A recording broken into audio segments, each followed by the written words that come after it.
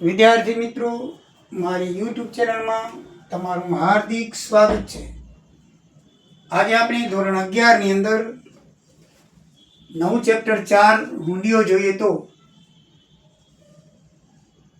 એ પ્રકરણની અંદર આપણે પ્રાસ્તાવિકમાં થોડી ઘણી બાબતો જોઈ લઈએ. મિત્રો, હુંડી વિશે તો તમે હવે 11મા ધોરણમાં જાણતા હશો. હુંડી કોને કહેવાય? હુંડી એટલે આજનો ચેક.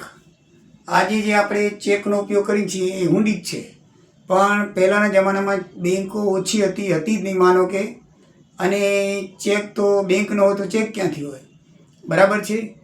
સરાફી પેઢીઓ હતી. પછી જ્યારે બેંકો અસ્તિત્વમાં આવી એટલે પછી ચેકબુક અસ્તિત્વમાં આવી અને ચેકની સિસ્ટમ ચાલુ થઈ. ત્યાર પહેલાં ચેકની જેમ જ એક કાગળ ઉપર દસ્તાવેજ જેવું લખવામાં આવતું. આજે નમૂનો છે એ પ્રમાણે, બરાબર છે. રૂપિયા લખ્યા હોય, અહીંયા એનું સરનામું લખનાનું, અહીંયા સિક્કાનાનું સરનામું હોય, સિક્કાનાની સહી હોય, લખનાની સહી હોય, અને એની રેવન્યુ સ્ટેમ્પ આવતી લાલ કલરની 1 રૂપિયાની, બરાબર છે. એ રેવન્યુ સ્ટેમ્પ પહેલાં 20 પૈસાની આવતી, હવે 1 રૂપિયો છે. એ 20 પૈસાવાળી સ્ટેમ્પ અહીંયા પોસ્ટ ઓફિસમાંથી કે ટ્રેઝરીમાંથી મળે, અહીંયા લગાવવામાં આવતી. એટલે આવો જે કાગળ હોય એને શું કહેવામાં આવતી? હુંડી કહેવામાં આવે છે.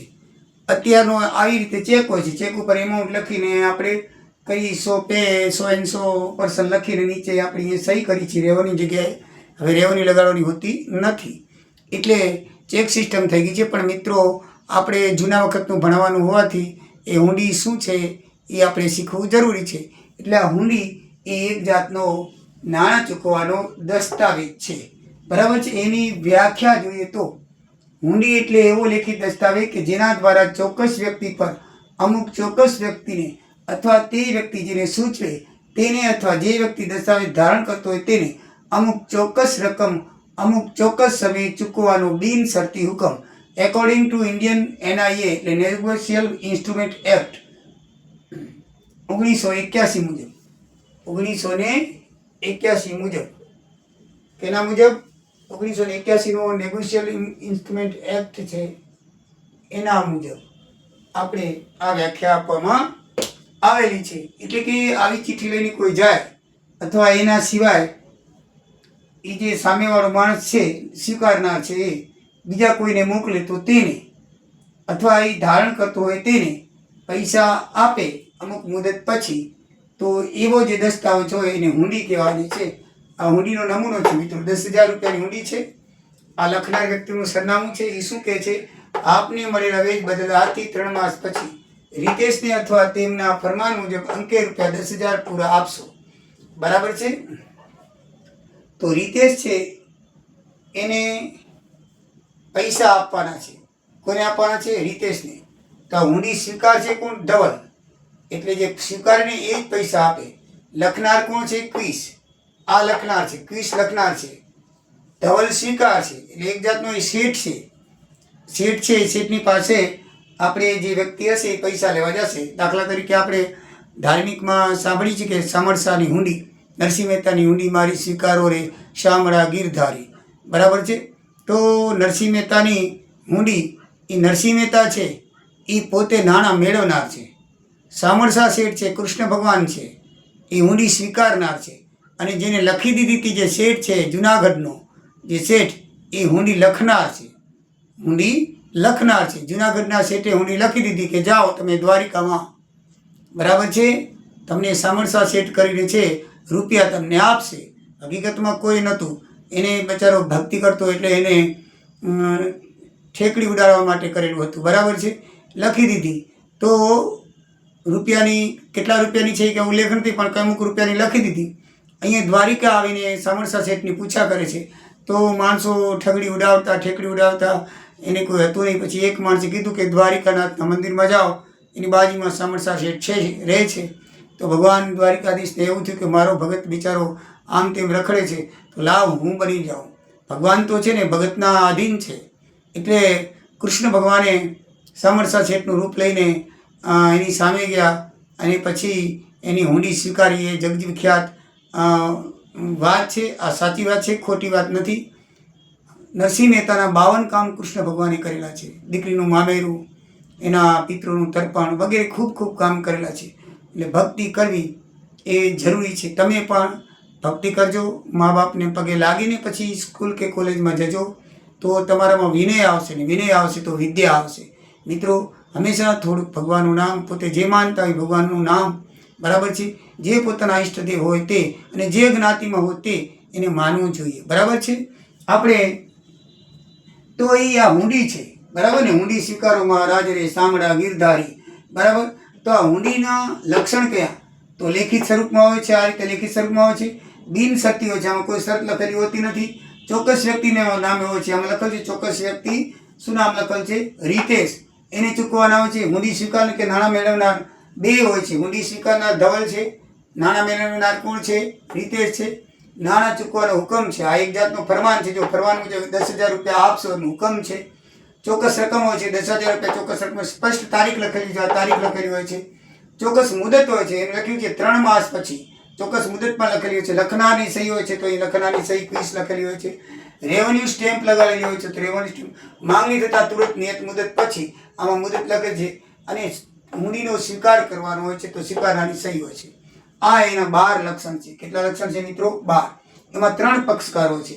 આ હુંડી લખનાર એટલે ક્વિસ, બરાબર છે. હુંડી સ્વીકારનાર એટલે ધવલ, અને હુંડીના નાણાં મેળવનાર એટલે રીતેશ. 3 પક્ષકાર હોય છે. હુંડી લખનાર એટલે જૂનાગઢનો શેઠ, હુંડી સ્વીકારનાર એટલે નરસિંહ મહેતા, બરાબર, સોરી, હિન્દુ સ્વીકારનાર છે એટલે સામરસા શેઠ કૃષ્ણ ભગવાન પોતે, અને નાણાં મેળવનાર નરસિંહ મહેતા. તો આ રીતે 3 પક્ષકાર એની અંદર હોય છે, બરાબર. એટલે હુંડીનું આટલું આપણે આ પ્રકરણમાં જાણવાનું હોય છે.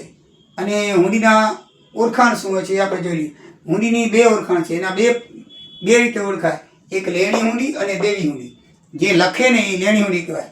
એ લખવામાં આવે અને એ ધંધાની મિલકત છે, બરાબર. ભવિષ્યમાં એના નાણાં મળશે. અને સામાન્ય રીતે ઉધાર વેચાણમાંથી ઉદ્ભવે છે. એટલે કે આપણે માલ વેચ્યો હોય અને આપણે સામેવાળા પાસે માંગતા હોય તો આપણે હુંડી લખીએ કે ભાઈ તું આટલા રૂપિયા મોકલજે, બરાબર છે. 10,000 માંગતા હોય 10,000ની હુંડી લખીએ, એટલે આપણે લખનાર છીએ. ભવિષ્યમાં એ આપણા પૈસા મળશે એટલે એ આપણી મિલકત કહેવાય, બરાબર છે. તો દેવી હુંડી, તો જે સ્વીકાર માટે છે ને એ સામેવાળો સ્વીકારે ને એના માટે આ લેણી હુંડી છે એ દેવી હુંડી કહેવાય. હુંડી એક ને એક હોય. લખનાર માટે લેણી હુંડી, ધ્યાન રાખજો. લખનાર માટે લેણી હુંડી, સ્વીકાર માટે એ જ હુંડી શું કહેવાય? દેવી હુંડી. તો દેવી હુંડી એ સ્વીકારવામાં આવે છે અને એ ધંધાની જવાબદારી છે. સામેવાળાને ધંધો છે એની જવાબદારી, એને પૈસા આપવા પડશે ભવિષ્યમાં નાણાં ચૂકવવા પડશે. ઉધાર ખરીદીમાંથી ઉદ્ભવે છે. એને ખરીદી કરીએ ઉધાર તો એને દેવી હુંડી સ્વીકારવી પડે છે, બરાબર છે. એટલે આ રીતે હુંડીના 2 લક્ષણ છે, ઓળખાણ છે. એના પ્રકાર 2 છે. દર્શનિક હુંડી એટલે એની મુદત નથી હોતી, નાણાં તરત જ ચૂકવાના આવે છે. તમને આપો એટલે તમારે નાણાં આપવા પડે. અને બીજી છે મુદતી હુંડી. એમાં નાણાં અમુક નિશ્ચિત સમય કે મુદત પછી છે. દાખલા તરીકે 3 માસ પછી, એમાં નિશ્ચિત મુદત કરેલી હોય છે અથવા ચોક્કસ સમય લખેલો હોય છે, તો એ પ્રમાણે આપવામાં આવે છે. હુંડીના 2 પ્રકાર છે, દર્શની હુંડી અને મુદતી હુંડી. હવે એવો ને એવો એક દસ્તાવેજ છે હુંડી જેવો, એને કહેવામાં આવે છે વચન ચિઠ્ઠી. તો વચન ચિઠ્ઠી કોને કહેવાય? તો હુંડીની જેમ જ સામાન્ય રીતે લેણદાર પોતાના નાણાં વસૂલ કરવા માટે હુંડીની જેમ જ એક દસ્તાવેજનો ઉપયોગ કરે છે, જેને વચન ચિઠ્ઠી કહેવાય છે. તમને એમ થાય કે હુંડી અને વચન ચિઠ્ઠી નમૂનો જોશો તો આવો નવો છે, એમાં ફરક શું? તો હુંડી તો ગમે તે વ્યક્તિ ગમે તેને લખી શકે. હુંડી છે એ ગમે તે વ્યક્તિ ગમે તેને લખી શકે.